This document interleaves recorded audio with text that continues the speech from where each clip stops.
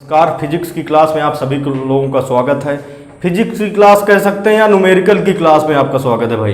देखिए न्यूमेरिकल की क्लास बराबर चल रही है आपकी, न्यूमेरिकल चल रहा है बराबर जो है इस चैप्टर में आपका फिजिक्स 11वीं की फिजिक्स में ऋजुरेखी पथ पर गति चैप्टर चल रहा है। इसमें न्यूमेरिकल हम चला रहे हैं भाई। न्यूमेरिकल जो है आपके काफी महत्वपूर्ण बड़े न्यूमेरिकल जो किताब में दिए हैं भाई, समझ रहे हैं ना। आंकिक प्रश्न कुमार मित्तल की आंकिक प्रश्न में जो न्यूमेरिकल दिए हैं उसमें से हम चल रहे हैं। तो चलिए देखते हैं ये न्यूमेरिकल हमारे पास क्या है। बड़ा है न्यूमेरिकल थोड़ा, यदि आप स्टेप बाय स्टेप क्रम से ध्यान रखेंगे ये बड़ा है। ये आपका 40 मिनट 30 मिनट का न्यूमेरिकल बनता है। ध्यान दीजिए चूंकि इसमें कितने क्वेश्चन है, 4 क्वेश्चन रखे हुए हैं। ये 4 क्वेश्चन के बराबर आपका एक न्यूमेरिकल रखा हुआ है भाई। तो यहां से जो है क्रम से यदि स्टेप बाय स्टेप देखेंगे तब आपके समझ में आ जाएगा बढ़िया न्यूमेरिकल। देखिए क्या कह रहा है आपका क्वेश्चन, क्या कह रहा है। गैस से भरा एक गुब्बारा जिसके हैंगर में एक प्रशिक्षु सवार है। तो गैस से भरा एक गुब्बारा बना लेंगे और उसमें हैंगर टांग देंगे। गैस से भरा एक गुब्बारा है जिसके हैंगर में क्या है, एक प्रशिक्षु सवार है। तो गैस से भरा एक गुब्बारा बना लीजिए। तो ये हमारे पास मान लीजिए गुब्बारा हो गया भाई।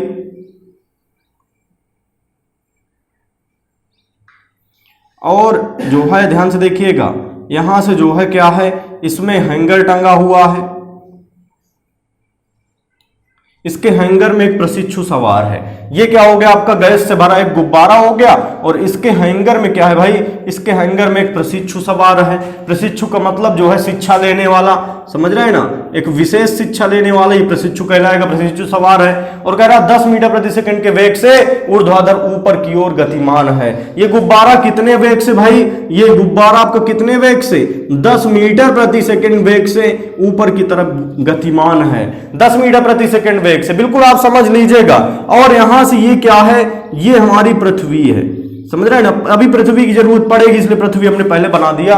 अब यार एक बात समझ लीजिए कि हमने बनाया क्या, अभी तक जो क्वेश्चन में कह रहा है बस वही चित्र बनाए हुए हैं। यदि आपसे चित्र बन रहा है तो आपका जो है सवाल बड़े आराम से बनेगा, क्योंकि चित्र से ज्यादा क्लियर हो जाता है भाई सवाल, इसीलिए चित्र इसमें बनाते हैं। देखिए क्या कह रहा है, गैस से भरा एक गुब्बारा है। ये गुब्बारा है और उसमें हैंगर टंगा हुआ है जिसमें प्रशिक्षु सवार है। ये कह रहा है गैस से भरा एक गुब्बारा जिसके हैंगर में एक प्रशिक्षु सवार है और 10 मीटर प्रति सेकंड के वेग से ऊर्ध्वाधर ऊपर की ओर गतिमान है। ये गुब्बारा कितने वेग से, 10 मीटर प्रति सेकंड वेग से ऊपर की ओर गतिमान है। तो जब भी ऊपर के वेग की बात किया जाए, समझ रहे हैं ना, उसके वेग को यदि हमें पलटना हो तो नीचे की तरफ उसका वेग कितना होगा, जैसे ऊपर की तरफ 10 है तो नीचे की तरफ कितना होगा, -10 होगा। यह बात समझ लीजिए, हर सवाल में लागू होता है। यदि ऊपर की तरफ किसी वस्तु का वेग ऊपर की तरफ फेंका गया या ऊपर की तरफ वेग 10 है तो नीचे की तरफ वेग कितना होगा, -10 होगा। और इसके बाद आगे क्या कह रहा है, जब गुब्बारा 45 मीटर की ऊंचाई पर होता है। जब गुब्बारा कितने मीटर की ऊंचाई पर भाई, ये देखिए आपका जो है गुब्बारा यहां से जो है, ये तो हैंगर हो गया। गुब्बारा कितने मीटर ऊंचाई पर, 45 मीटर की ऊंचाई पर होता है, समझ रहे हैं ना। यहां से बना लीजिए, चूंकि गुब्बारा और हैंगर एक में ही है तो यहां से आपका जब गुब्बारा कितने मीटर की ऊंचाई पर होता है, 45 मीटर की ऊंचाई पर, ये देखिए 45 मीटर की ऊंचाई पर होता है तो उसी क्षण जब गुब्बारा कहां पर होता है, पृथ्वी तल से 45 मीटर की ऊंचाई पर होता है, उसी क्षण प्रशिक्षु गुब्बारे से बाहर कूद जाता है। यहां से जो है, यहां से मान लीजिए आपका जो है प्रशिक्षु जो है बैठा है भाई, तो ये जो है क्या है, ये गुब्बारे से इसी क्षण क्या हो जाता है, बाहर कूद जाता है। बिल्कुल ध्यान से समझिएगा, ये प्रशिक्षु इसी क्षण जो है गुब्बारे से बाहर क्या है, कूद जाता है। और कूदने के 3 सेकंड पश्चात, कूदने के कितने, बिल्कुल स्टेप बाय, हमने बताए थे स्टेप बाय स्टेप समझना है। पहले शुरुआत में हमने गुब्बारा और हैंगर बनाया और ये गुब्बारा कितने वेग से गतिमान था, 10 मीटर प्रति सेकंड वेग से गतिमान था ऊपर की ओर। और जब गुब्बारा 45 मीटर की ऊंचाई पर होता है तो प्रशिक्षु इस हैंगर से, इस गुब्बारे से क्या हो जाता है, बाहर कूद जाता है, समझ रहे हैं ना। और कूदने के 3 सेकंड पश्चात, कूदने के 3 सेकंड पश्चात प्रशिक्षु अपना पैराशूट खोलता है। तो समझ लीजिए कि ये जो है, ये प्रशिक्षु मान लीजिए 3 सेकंड, ध्यान से समझिएगा भाई, 3 सेकंड में यहां पर आया।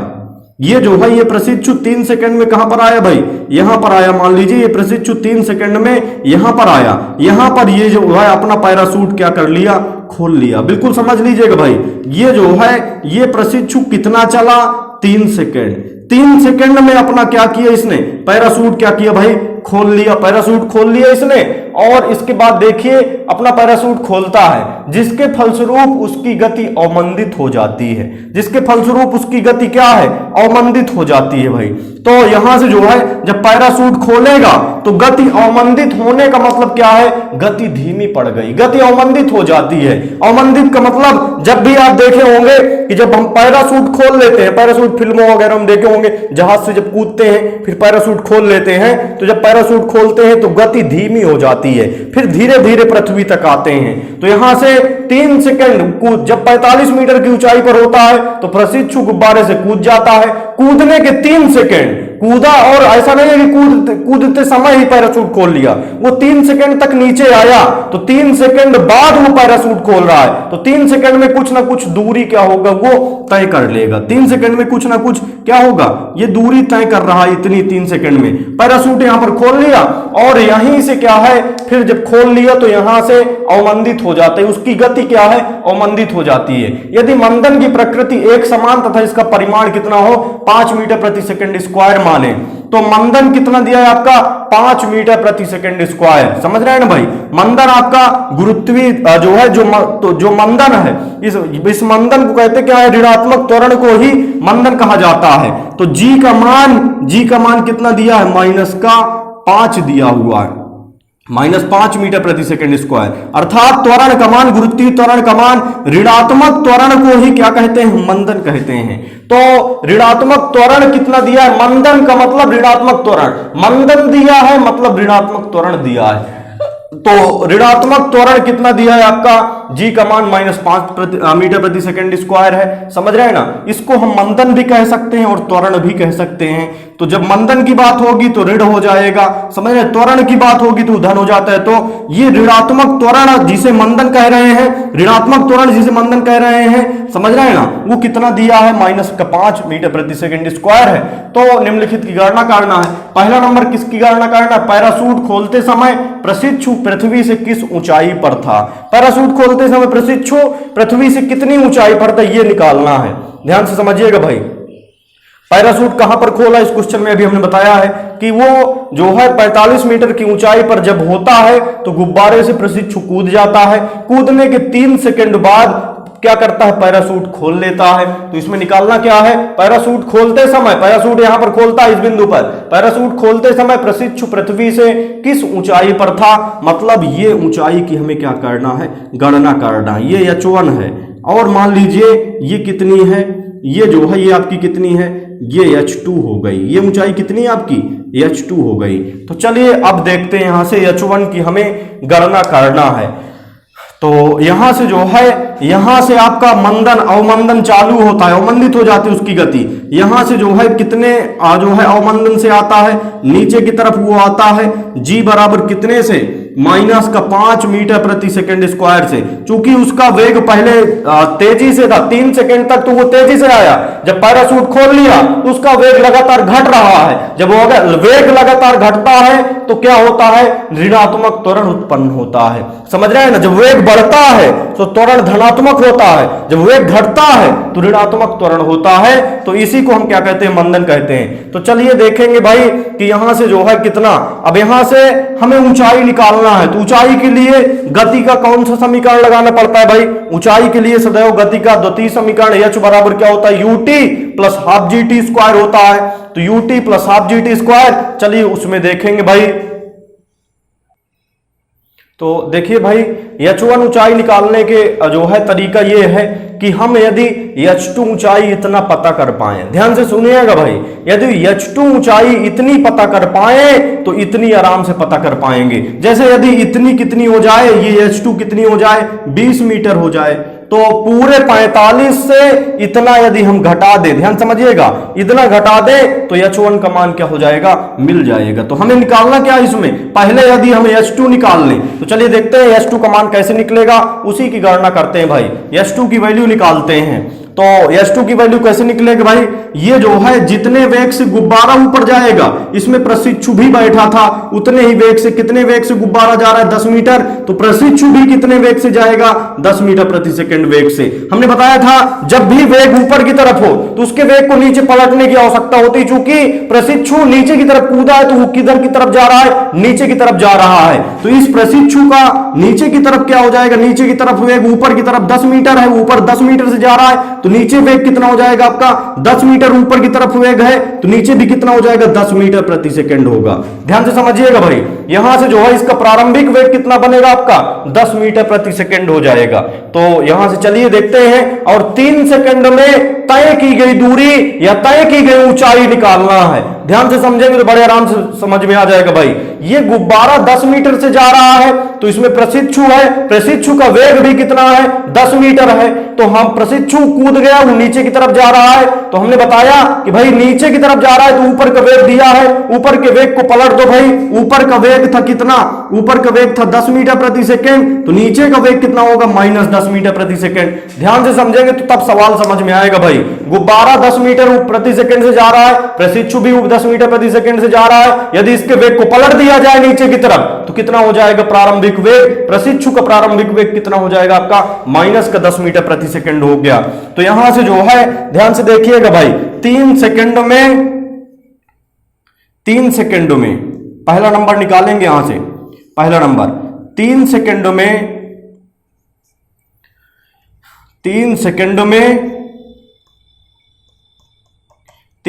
में प्रशिक्षु द्वारा तय की गई ऊंचाई, तो जब भी ऊंचाई की बात होगी तो गति का द्वितीय समीकरण आता है, h बराबर कितना होता है, h बराबर ut, और इसके बाद प्लस, चूंकि नीचे आ रहा है, प्रशिक्षु नीचे आ रहा है तो प्लस में होगा ut plus half gt square. समझ रहे हैं ना, गुरुत्वाधीन गति बिल्कुल पढ़िए वीडियो, तब जाके सवाल समझ में आएगा। h बराबर ut plus half gt square. अब h के स्थान पर दूरी कितनी है, ऊंचाई कितनी है, 3 सेकंड में तय की गई ऊंचाई h2 है, तो h के स्थान पर h2 हो गया, तो h2 इज इक्वल टू हो जाएगा u, प्रारंभिक वेग कितना है इसका, प्रारंभिक वेग -10 है, -10 प्रारंभिक वेग दिया है तो -10 हो गया, गुणे समय, कितने समय में तय की गई ऊंचाई निकाल रहे हैं 3 सेकंड में, तो t का मान 3 प्लस 1/2, g का मान कितना है भाई, इस समय g का मान कितना है आपका, स्वतंत्रता पूर्वक गिर रहा है तो g का मान 10 है। समझ रहे हैं ना, यहां पर है g का मान आपका मंदन हो रहा है तब दिया है क्वेश्चन में, समझ रहे हैं ना, जबकि यहां पर जो है आपका कुछ नहीं दिया, स्वतंत्रता पूर्वक पृथ्वी के गुरुत्वीय त्वरण से गिर रहा है, ये पृथ्वी गुरुत्वीय त्वरण से तब कितना होगा 10 दिया हुआ है, तो g का मान कितना बनेगा यहां से 10 और गुणे t का मान कितना है 3 का वर्ग 3 त्रिक का क्या हो जाएगा 9 हो गया। अब यहां से ध्यान से देखेंगे, 2 1 कम 2, 2 5 10, आपका बने कितना 10 3 30 -30 और प्लस 9 5 45 हुआ। अब 45 से 30 घट जाएगा तो यहां से 45 -30, तो 45 से 30 घटा तो कितना बचा आपके पास 15 मीटर हुआ, तो h2 का मान कितना हो गया 15।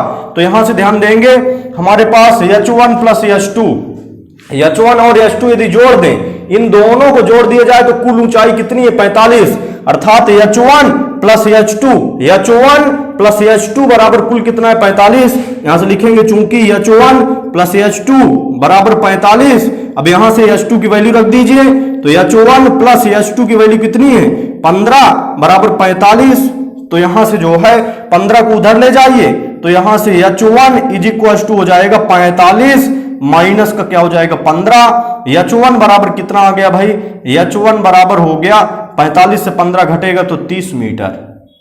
तो पहला आंसर आपका कंप्लीट हो गया भाई।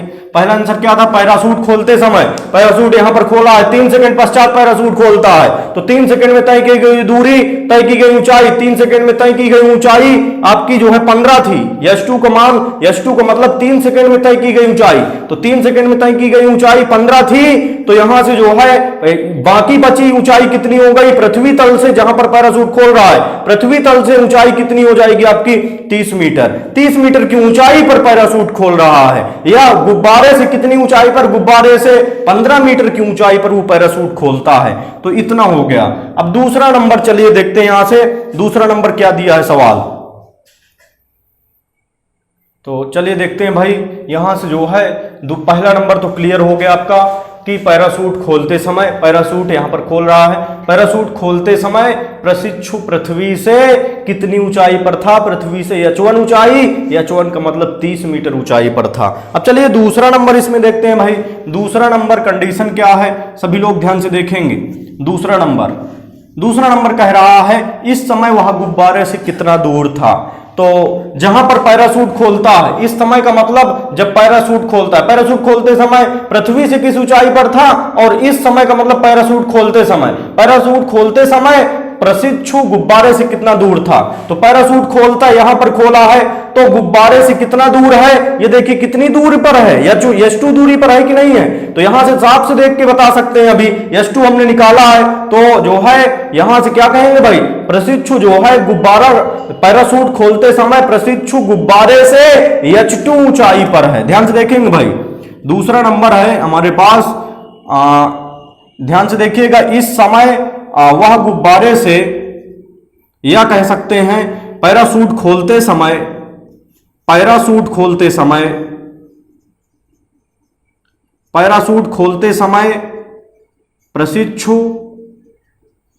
प्रशिक्षु गुब्बारे से H2 ऊंचाई पर था। कितनी दूरी पर? H2 दूरी पर था। H2 ऊंचाई है, H2 दूरी पर था। तो अब ध्यान से देखेंगे भाई, H2 का मतलब, अर्थात जो है H2 का मतलब कितना, H2 का मतलब 15 मीटर। तो यहां से कितना है, 15 मीटर। इसको निकालने की आवश्यकता नहीं है, आपका जो है पता है ये। तो जो है पैराशूट खोलते समय गुब्बारे से कितना दूर था, पैराशूट यहां पर खोला है, यहां से गुब्बारे की दूरी कितनी है, गुब्बारे की दूरी H2 है, तो H2 का मतलब 15 मीटर। तो पैराशूट खोलते समय प्रशिक्षु गुब्बारे से 15 मीटर दूर था। चलिए तीसरा नंबर देखते हैं भाई, तीसरा नंबर हमारे पास क्या है, वह पृथ्वी पर किस वेग से पहुंचेगा,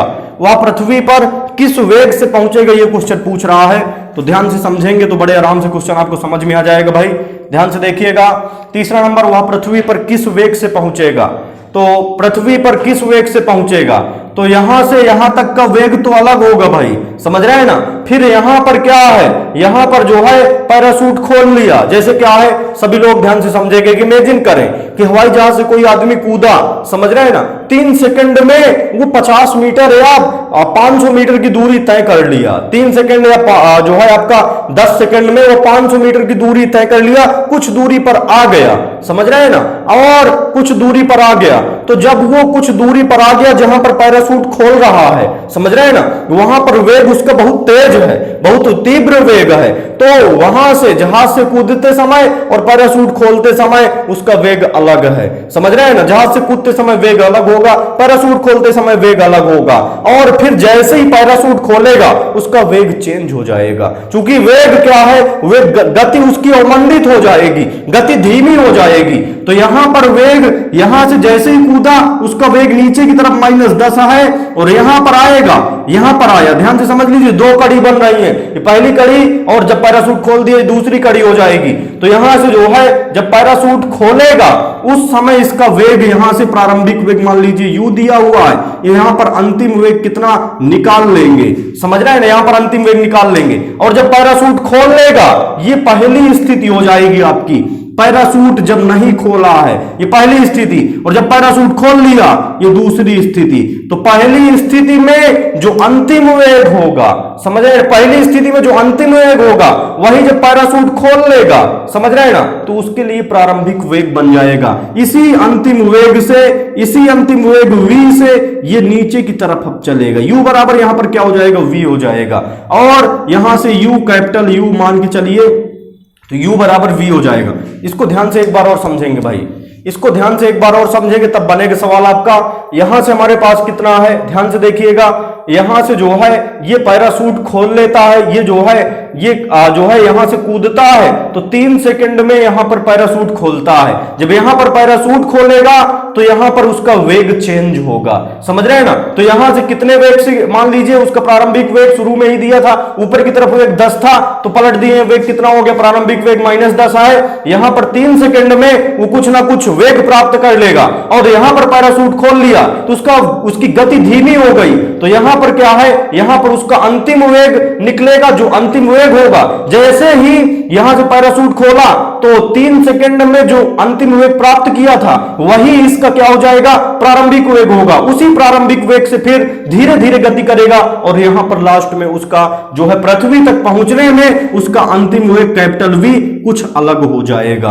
तो चलिए अब देखते हैं, यहां से ध्यान से समझेंगे भाई। पहले 3 सेकंड में अंतिम वेग निकालेंगे, जो अंतिम वेग होगा वो पैराशूट खोलने के बाद इसका प्रारंभिक वेग होगा, और प्रारंभिक वेग जब मिल जाएगा हमें, प्रारंभिक वेग पैराशूट खोलने के बाद दूसरी स्थिति में जो प्रारंभिक वेग होगा वो अंतिम वेग के बराबर होगा इसके, और फिर यहां से जो है हम जो है आराम से कैलकुलेशन कर सकते हैं। तो चलिए देखते हैं तीसरा नंबर, वह पृथ्वी पर किस वेग से पहुंचेगा, तो पृथ्वी पर वी वेग से, कैपिटल वी वेग से पहुंचेगा। तो चलिए देखेंगे भाई, यहां से हमारे पास तीसरा नंबर यदि कैलकुलेशन करेंगे तो कैसे बनेगा आपके पास। चलिए देखें, यहां से हमारे पास 3 सेकंड में गति के प्रथम समीकरण लगाएंगे। पहली स्थिति के लिए फर्स्ट स्थिति तो जानते हैं ना, फर्स्ट स्थिति का मतलब जब पैराशूट नहीं खोला गया है, जब पैराशूट नहीं खोला गया वो पहली स्थिति है, जब पैराशूट खोल लिया गया है वो दूसरी स्थिति है। फर्स्ट स्थिति के लिए गति के प्रथम समीकरण से, के लिए गति के प्रथम समीकरण से, गति के प्रथम समीकरण से, पहली स्थिति के लिए गति के प्रथम समीकरण से, तो गति का प्रथम समीकरण होगा क्या भाई, v बराबर u, वस्तु नीचे जा रही है तो u प्लस gt हो जाएगा। तो अब यहां से हमारे पास बनेगा क्या, v का मान निकालना है, बराबर u का मान कितना है, यहां से प्रारंभिक वेग ऊपर की तरफ 10 था, नीचे की तरफ -10 हो गया, तो प्रारंभिक वेग -10 प्लस जी का मान स्वतंत्रता पूर्वक गिर रही गुरुत्वीय त्वरण से नीचे की तरफ गिर रहा था, तो जी का मान क्वेश्चन में दिया था 10 दिया था, तो 10 गुणे में कितने समय में ही गिरा है नीचे, 3 सेकंड में यहां तक वी वेग प्राप्त किया है। यहां से भी पैराशूट खोला है तो यहां से टी का मान कितना हो गया, 3 हो गया। तो अब यहां से -10 प्लस 10 कितना हो जाएगा, 30 से 10 घट जाएगा, 30 - 10 कितना बना, 20 मीटर प्रति सेकंड बना। तो v का मान कितना आ गया भाई, 20 मीटर प्रति सेकंड। अब दूसरी स्थिति के लिए, सेकंड स्थिति के लिए, सेकंड स्थिति के लिए, स्थिति के लिए कैपिटल U बराबर क्या होगा, V होगा। ध्यान रखिएगा भाई, दूसरी स्थिति में क्या है, वो पैराशूट खोल लेता है, जब पैराशूट खोलेगा यहीं पर खोला है तो यहां पर पैराशूट खोल लिया, यहां पर इसका वेग क्या है, इसका वेग यहां पर अंतिम वेग जो है पहली स्थिति में जो अंतिम वेग होगा, पहली स्थिति में जो अंतिम वेग होगा तो वही अंतिम वेग यहीं पर क्या है, पैराशूट खोल लिया, तो पैराशूट खोलना दूसरी स्थिति है, तो दूसरी स्थिति में इसका प्रारंभिक वेग बन जाएगा, ये जो अंतिम वेग होगा उसका क्या बन जाएगा, प्रारंभिक वेग। तो capital U is equal to क्या हो जाएगा, v के स्थान पर कितना हो गया भाई, 20 मीटर प्रति सेकंड हो गया। अब दूसरी स्थिति की बात कर रहे हैं, अब गति के प्रथम समीकरण से फिर से कंडीशन बनाएंगे, गति के प्रथम समीकरण से, प्रथम समीकरण लगा दीजिए या लगा दीजिए आप थर्ड समीकरण, चूंकि समय नहीं मालूम है, यहां से यहां तक पहुंचने का समय नहीं मालूम है, टाइम नहीं मालूम है भाई, तो जब टाइम नहीं मालूम है तो कौन सा समीकरण लगाएंगे, तृतीय समीकरण होता है। तृतीय समीकरण v स्क्वायर बराबर u स्क्वायर प्लस 2gh होता है, उसमें v और u और इसके बाद g और h की वैल्यू फाइंड करते, तो यहां से गति के तृतीय समीकरण से, समय चूंकि नहीं मालूम है, गति के तृतीय समीकरण से, तृतीय समीकरण में क्या होता है, टाइम नहीं दिया होता है भाई, तो तृतीय समीकरण होता क्या है, v स्क्वायर, कैपिटल v की बात करेंगे, v स्क्वायर बराबर u स्क्वायर और नीचे जा रही वस्तु तो प्लस 2g और h1, पैराशूट खोलने दूसरी स्थिति में ऊंचाई कितनी है, h के स्थान पर h1 है। ध्यान से देखिए भाई, v स्क्वायर बराबर u स्क्वायर प्लस 2gh होता है, तो v स्क्वायर बराबर u स्क्वायर प्लस 2g और दूसरी स्थिति में h के स्थान पर कितना है, h1 हो गया।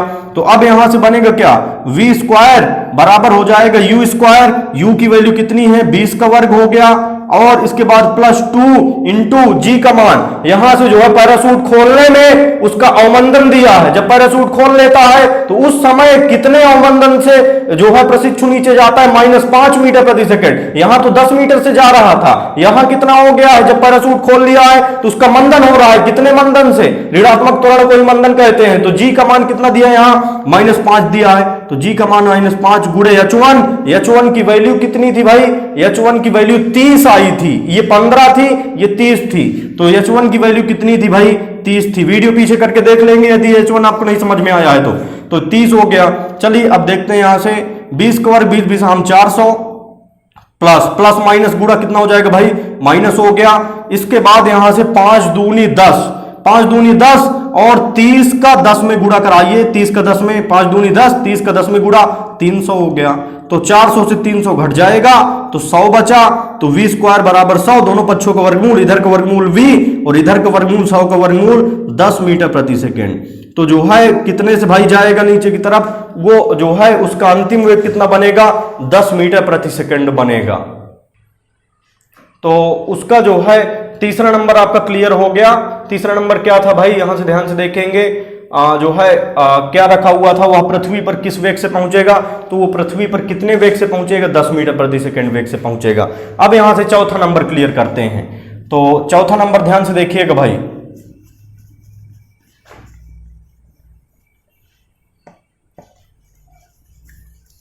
चौथा नंबर ध्यान से देखेंगे सभी लोग। चौथा नंबर कंडीशन क्या है, गुब्बारे से कूदने एवं पृथ्वी तक पहुंचने में उसे कितना समय लगेगा।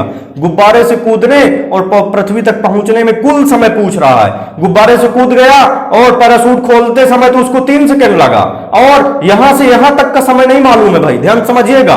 गुब्बारे से कूदते और पृथ्वी तक पहुंचने में उसे कितना समय लगेगा, कूदने और पृथ्वी तक पहुंचने में उसे कितना समय लगेगा। तो गुब्बारे से कूदने और पैराशूट खोलने के बीच उसे कितना समय लगता है, यहां से 3 सेकंड लगता है। यदि यहां तक और समय मालूम हो जाए तो फिर 3 और इसको जोड़ देंगे तो कूदने और पृथ्वी तक पहुंचने में कुल समय हमें क्या हो जाएगा, मालूम हो जाएगा। तो चलिए देखते हैं, दूसरी स्थिति के लिए लेके चलते हैं, सेकंड स्थिति के लिए। दूसरी स्थिति के लिए गति के प्रथम समीकरण से,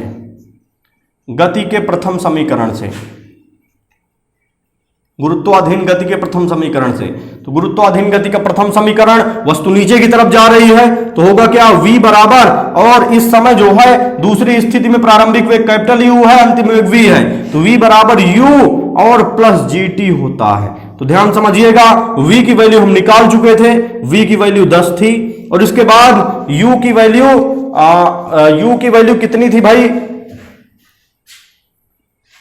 तो u की वैल्यू ध्यान से समझिएगा भाई, अभी पीछे आप वीडियो बैक करके देखेंगे, उसको लिखने के लिए भूल गए थे। तो जो u की वैल्यू थी वही v की वैल्यू आई थी, वो कितनी थी, 20 थी, तो यहां से 20 हो गया, और प्लस यहां से g का मान, चूंकि दूसरी स्थिति में g का मान कितना दिया है, -5, तो -5 और गुणे में क्या हो जाएगा, t, उसी प्रकार है, प्लस माइनस गुणा क्या हो जाएगा, यहां से माइनस हो गया। अब इसके बाद 10, 20 को इधर ले आइए भाई, तो 10 और 20 इधर जाएगा, प्लस में है, इधर आएगा माइनस में, हो गया -20, बराबर कितना बचा, माइनस का 5t बचा।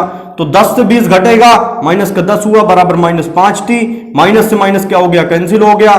तो 5 गुणे में इसको इधर ले आइए, 10/5 बराबर क्या हो जाएगा, t, 5 एकम 5, 5 दूनी 10, t बराबर क्या हो गया, 2 सेकंड बना। t बराबर जब 2 सेकंड हो गया, ध्यान समझिएगा, यहां से जो है दूसरी स्थिति में कितना समय लग रहा है, t बराबर 2 सेकंड समय लग रहा है, समझ रहे हैं ना, t बराबर कितना समय लग रहा है, 2 सेकंड। तो जो है कुल कितना समय लगा कूदने एवं पृथ्वी तक पहुंचने में, कुल समय, पृथ्वी तक पहुंचने में लगा कुल समय बराबर हो जाएगा, कुल समय बराबर कितना भाई, 3 सेकंड यहां है और 2 सेकंड यहां है, तो 3 + 2 बराबर कितना हो जाएगा, 5 सेकंड। तो ये पूरे जो है पूरे आपके बन गए भाई। इस तरह के सवाल आते हैं परीक्षा में, यदि आपको इस तरह के सवाल बनने लगे हैं, इस तरह के सवाल आपसे बनने लगेंगे, तो समझ लीजिए कि गुरुत्वाधीन गति या ऋजुरेखी पथ पर जो गति चैप्टर है ये पूरी तरह से आपका क्लियर हो गया। क्योंकि मजबूती जो बढ़िया जो है, जो फिजिक्स का जो है बढ़िया नॉलेज रखने वाला है, उसको न्यूमेरिकल बढ़िया जो है आसानी से बनते हैं। जिसको न्यूमेरिकल नहीं बनते हैं फिजिक्स के, समझ लीजिए उसका फिजिक्स में जो है नॉलेज सही नहीं है। तो बिल्कुल आप समझ लीजिए भाई कि न्यूमेरिकल आपको ज्यादा से ज्यादा लगाना है। यदि ये न्यूमेरिकल बढ़िया से आपको समझ में आ गया है, समझ रहे हैं, ये न्यूमेरिकल बढ़िया से समझ में आया है, तो नीचे कमेंट में लिखेंगे समझ में आ गया है। रोज बताते हैं और कुछ लोग बहुत लापरवाही करते हैं। ये बिल्कुल ठीक बात नहीं है। इससे ये पता चलता है कि हाँ, हम जितना पढ़ाए हैं, जितनी मेहनत किए हैं, उसका कितने % लोगों को समझ में आया है। तो उसका जो है बिल्कुल सदुपयोग करके उसको जो है लिखिए भाई नीचे से। और यदि बढ़िया पसंद आया तो नीचे लाइक करें वीडियो को, और इसके बाद जो नए लड़के जुड़े हुए हैं चैनल को भाई सब्सक्राइब कर लिया करें।